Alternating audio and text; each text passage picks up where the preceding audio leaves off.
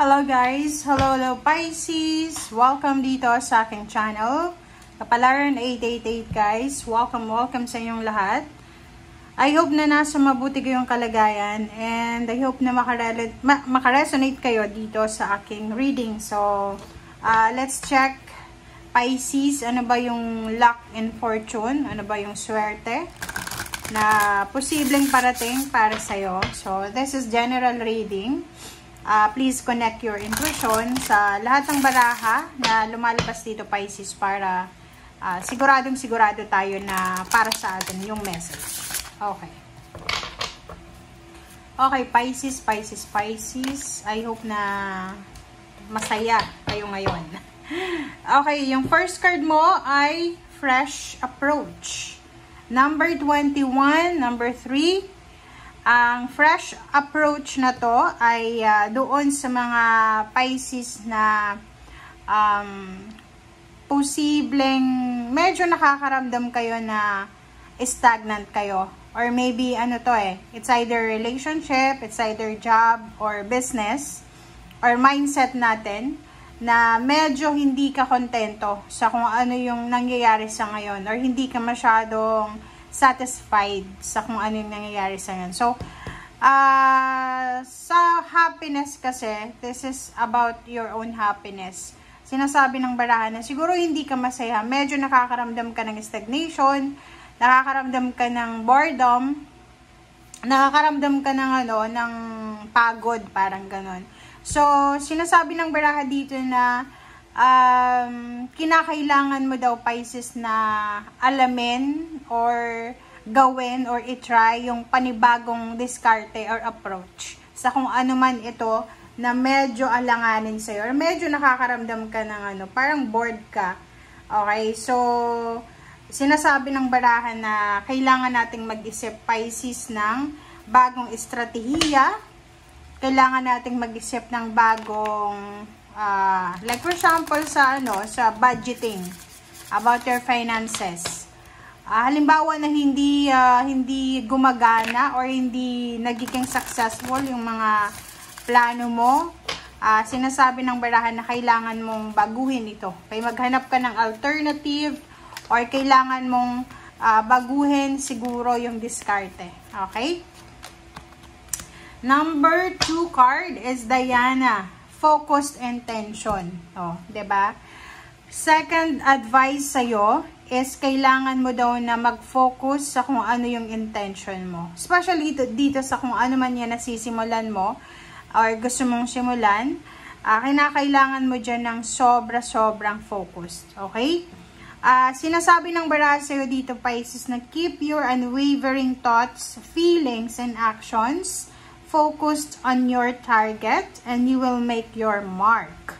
So, sinasabi ng baraha sa'yo dito na ginakailangan natin na i-focus ang ating puso, ang ating isip, ang ating damdamin, ang ating action sa kung ano yung gusto natin. Okay?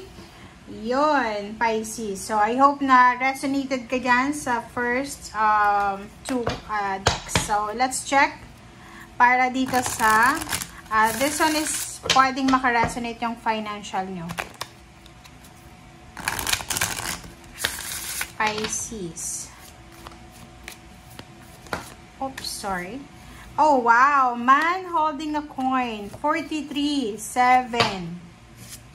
Alright. And deceit. Kanina ko pa nararamdaman yung deceit na yan. And yin and yang. Wow. Okay, Pisces. Babae ka man or lalaki, makinig ka sa akin ha. Makinig ka ngayon. Okay? Kung makikita mo sa baraha mo, okay? Sinasabi ng baraha mo sa'yo dito na there's a yin and yang. There's a financial balance na posibleng darating sa'yo sa buhay mo. Especially financial.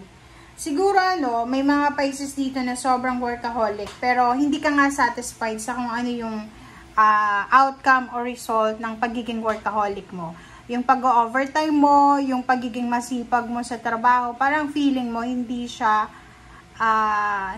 na-appreciate yon ng mga tao sa paligid mo. So, there's a yin and yang 22. Sinasabi ng bara sa'yo na meron ditong balanse na darating sa buhay mo, Pisces. Ibig sabihin, marami kang imbalances na naranasan, emosyon, like may deceit dito eh. So, like for example sa pera, palagi kang na-i-scam. Like for example, maraming umuutang sa'yo pero hindi nagbabayad. Maraming nag-approach sa'yo regarding sa, halimbawa, gusto sa'yong humingi ng tulong, and after mong makatulong, ayun, tatraidoren ka na. So, there's a deceit. So, 7.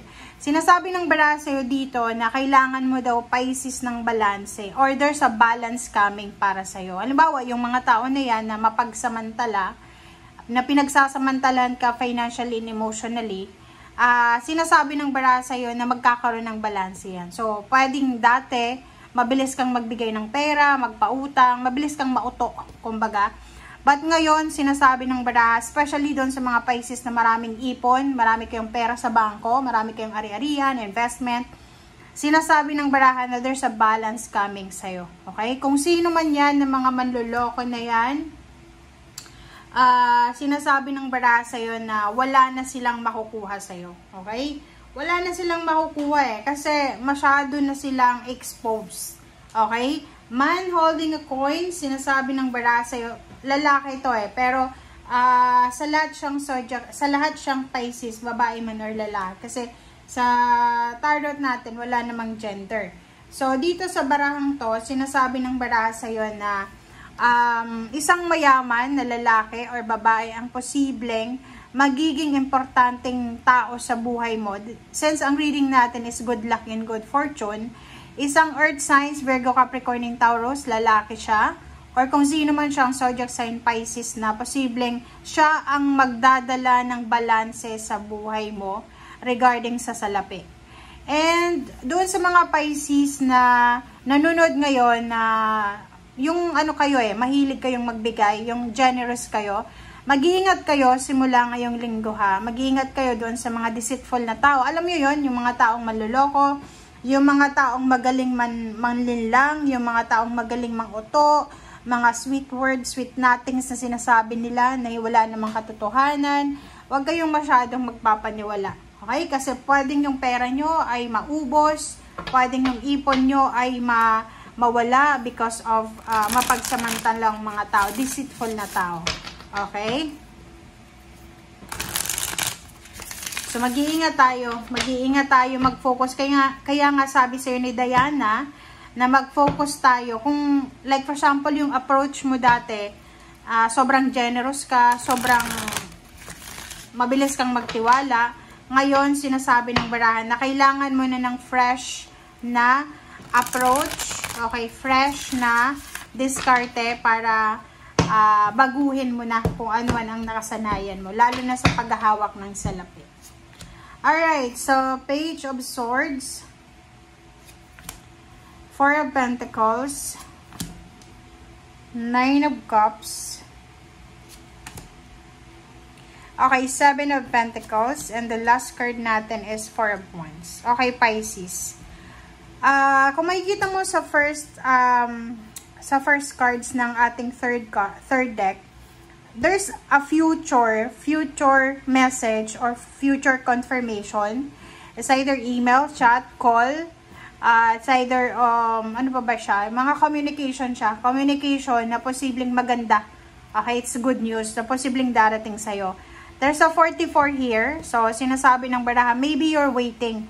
You and your family. Okay, together with your spouse, with your parents, with your siblings, or someone na maituturing mong pamilya, you are waiting for, like for example, makapag-ipon ng pera, yung iba sa inyo dyan na nag-iipon ng pera para sa pagpapatayo ng bahay, pagbili ng lupa, or parang nagbabayad kayo every month ng, like for example, may hinulugan kang house and lot, or condominium, or kano pa man. So, dito sa barahang to, sinasabi ng baraha sa'yo na ang good luck and good fortune message dito is parating na. Okay? So, ihanda mo daw ang sarili mo, Pisces, because there's an incoming, okay? Incoming financial new beginnings, incoming financial windfall. It's infinite abundance coming na posibleng magdadala sa'yo ng happiness. This is parang wishes siya ng buong pamilya. Hindi lang ito wish mo, kundi wishes ng buong pamilya. And sinasabi ng baraha sa'yo dito na ano man yan na hinihintay mo, deserve na deserve mo yan. Na pag dumating yan sa'yo, deserve mo talaga yan kasi pinagtrabuhan mo yan. So, Four of Pentacles and then Four of Wands. Nakikita ko, mayroon din iba na Pisces dito. Pwedeng lalaki ka or babae na Pisces na ikaw ay nag-iipon ng pera para sa, yun nga, pagpapatayo ng bahay, pagpapakasal, pagbili ng mga appliances or investment. So, nakikita ko sa'yo dito na sobra-sobra kang thankful and grateful sa pagkakataon na ito kung dumating man ito sa tamang panahon. And Nine of Cups, nakikita ko, mayroon din ditong Pisces, pwedeng babae ka na nagsisave ka ng money para sa pregnancy mo or para sa give birth mo or para doon sa kung cesarean ka or kung ano man, basta marami kang pinaghahandaan ngayon na pagkagastusan. Kaya nga, nagsisave ka ng pera. Alright, so let's check. Ano pa ba ang additional messages para sa lahat ng Pisces? Oops, sorry. Okay, kunin natin to lahat. Okay, so the Emperor, there's a Pisces here na posibleng makakatanggap ka ng parang appreciation siya. So, appreciation from job well done, because of job well done. So, salary increase, payments, payouts, bonuses, higher position, ganyan. Sinasabi ng barahan na makukuha mo, marireclaim mo yung power na nawala sa'yo. So, like for example, nalugi yung negosyo mo, nawalan ka ng trabaho, nawalan ka ng ari-arian, naibenta mo. Sa message ng Page of Swords, sinasabi na yung parating sa'yo, this is the reclamation ng kung ano yung nawala sa'yo. And you will be powerful. Diba? Diba? Sasabi ko lang So, kung ano man ito, na bumagsak sa buhay mo, marireclaim mo siya. It's either relationship, nasirang relationship, pwedeng maayos ulit. Financial, pwedeng maayos ulit. Okay.